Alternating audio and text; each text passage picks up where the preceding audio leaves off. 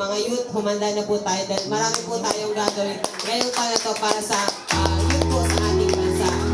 And susunod naman po ang all churches Baptist po, baptism po ay malapit na po. So, sana po ay mapuspos po tayo ng kaluluwa ng ating Diyos at magsaya po tayo ngayong araw na to. Yun lamang po. Ang susunod po ay ang ating pagsalita. Amen! Amen! Pinagpala po ba ang bawat isa sa papupuri sa ating Panginoon? Yes! Yes! Amen! Sino po ang pinagpala? Itaas ang kamay! Ay, nako, kunti lang, oh. Bilang lang sa kamay. Isa ka lang. Sino pinagpala? Itaas ang kamay!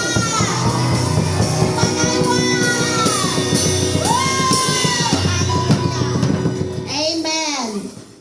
Welcome po ang bawat isa. Welcome ang Caloocan, ang Bulacan, ang Floodway, ang Simona, and Valenzuela, and ano pa ba? May nakalimutan. Sierra Valley! Yay! Yeah, hallelujah! Purihin po ang ating Panginoon. Amen?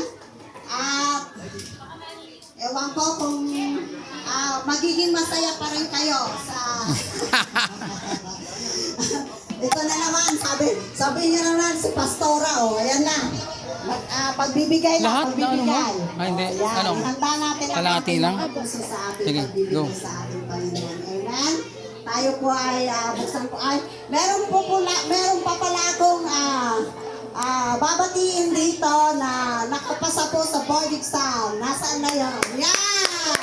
Congratulations po kay Altena Renina, registered nurse. Amen. Mabuti po ang ating Panginoon. Pati tayo po, tumayo po. Yan, palakpakan po natin ang ating Panginoon.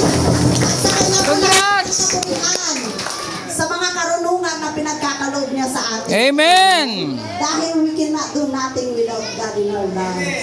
Yan. Pagpipray daw natin siya. Yes. Ah, Oh. ha?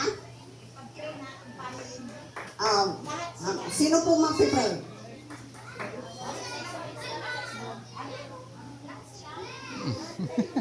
Di. Pastor, ikaw magpray. Ngayon na. Pagpray mo siya. Sige, sige. Let's go. Amen. Pagpray po natin siya. At meron siyang malawak na tatahakin sa kanyang journey bilang isang registered nurse. Amen. Okay.